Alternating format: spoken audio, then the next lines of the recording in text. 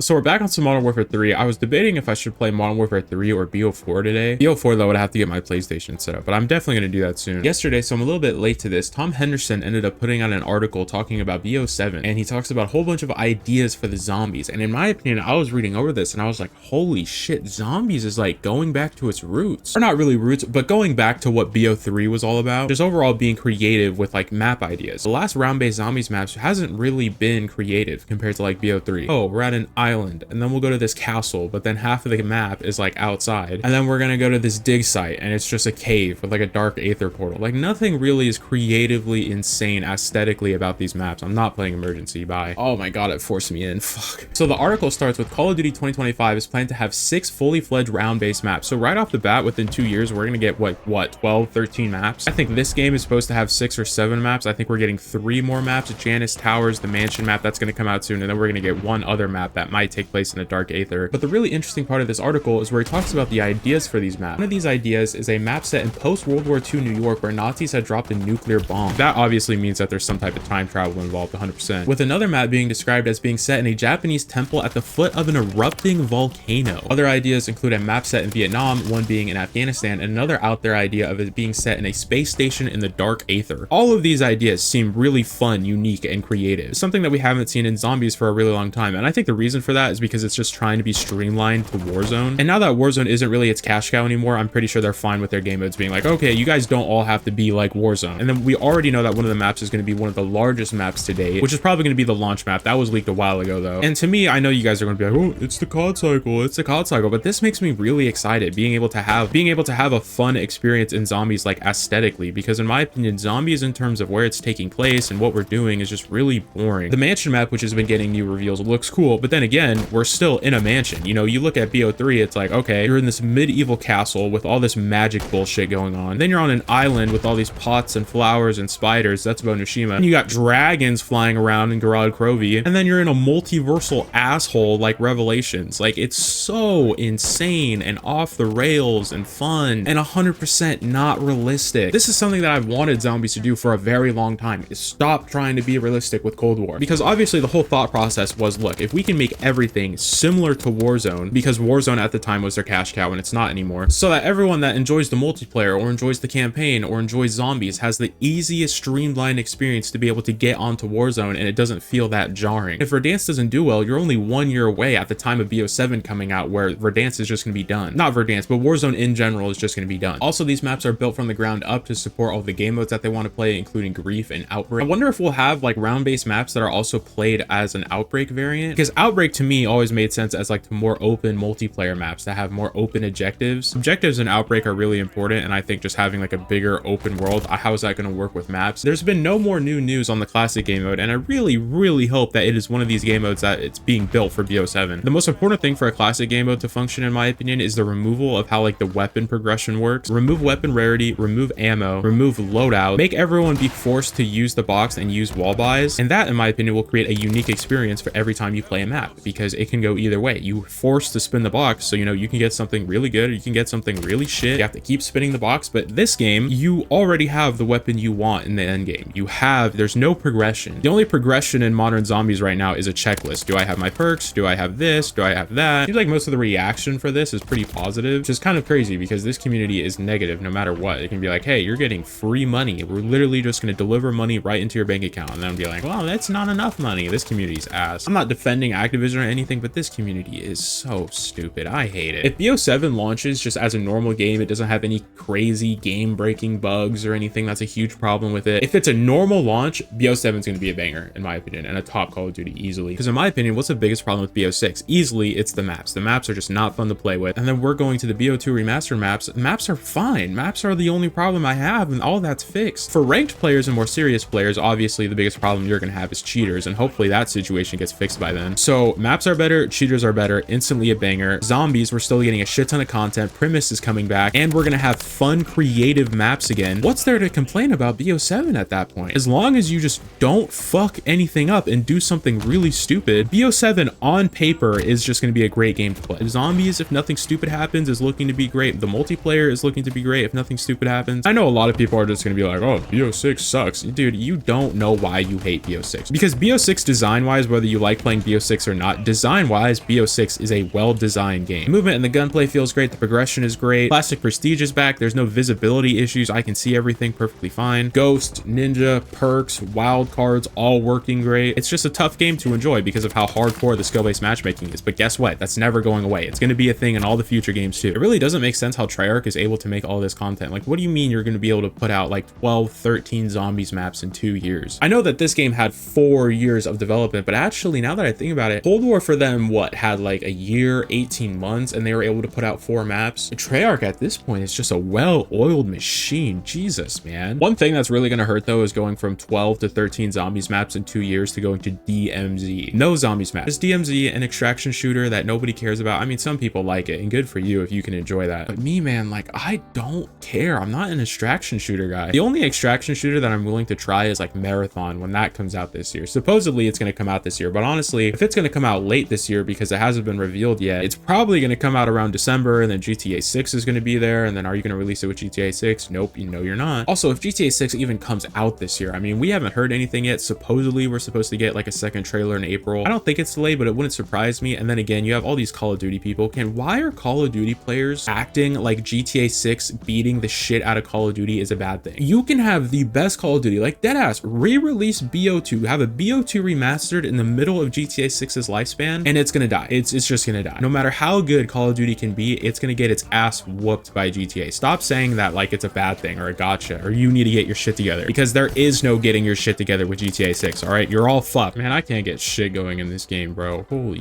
it's the weekend. I guess more people are playing it. Skill-based matchmaking is a little bit tighter. That's what she said though.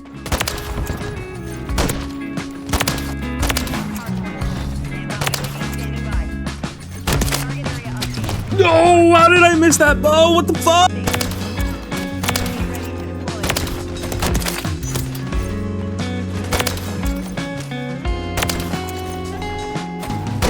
Fuck!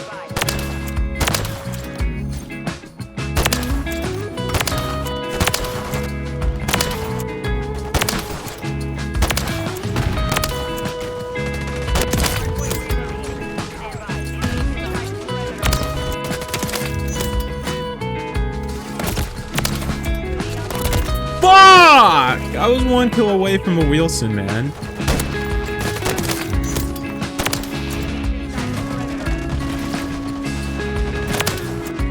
Oh, fuck you, man. Oh, thank you, teammate.